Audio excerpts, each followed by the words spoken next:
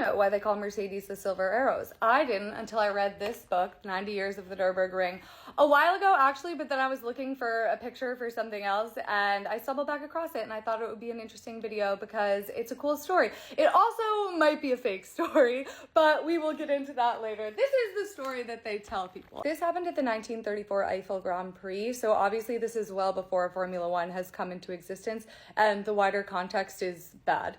And we'll get into that later because I think it maybe plays into what actually happened if this story isn't true, which, to be honest, most of the time when it comes to like fun little fairy tales like this, I just choose to believe because it's a nice story, but we'll get into it. Okay, so the year 1934 marked the introduction of an extremely liberal Grand Prix formula. Essentially, the regulations specified a maximum weight of 750 kilograms. No more, but less if desired. On the eve of the Eiffel race, the vehicles were weighed. The Mercedes-Benz W25, painted in the traditional white, tipped the scales at 751 kilograms. After a short deliberation, the race director, Alfred Neubauer, instructed his mechanics. Oh, maybe the race director was what they called the team principal? I thought he was the team principal. Instructed his mechanics to scrape the paint and putty from the body. The next morning, the W25 gleamed in silvery aluminum, and the weight was perfect. Silver, which is very close to white on the color spectrum, became the new German race hue. Their auto union rivals were already flying this color. Neubauer had witnessed it, and this was how he told the story in his autobiography, Men, Women, and Engines. I gotta read that now. The thing is, it probably isn't true for a couple of reasons. The first of which is the race reports at the time indicate that it didn't happen. Or he says, according to the race reports, it never happened. So I'm like, does it say specifically they raced in white, or is it just not mentioned?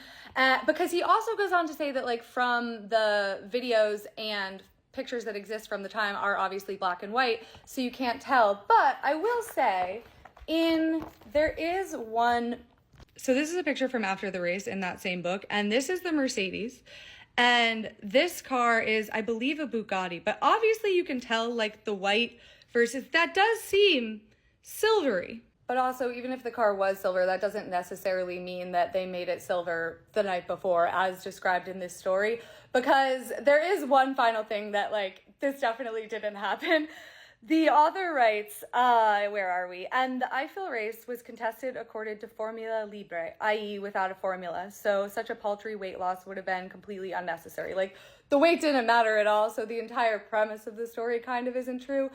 And if you wanted to ask me what I really thought happened, the fact that Auto Union were already silver, I don't know if you guys know this, but a guy in 1934, there was this guy that had recently come to power who was really, really, really about Germany and like pro-Germany. So maybe they wanted to, because that is what established silver as the German national racing color, which is kind of crazy.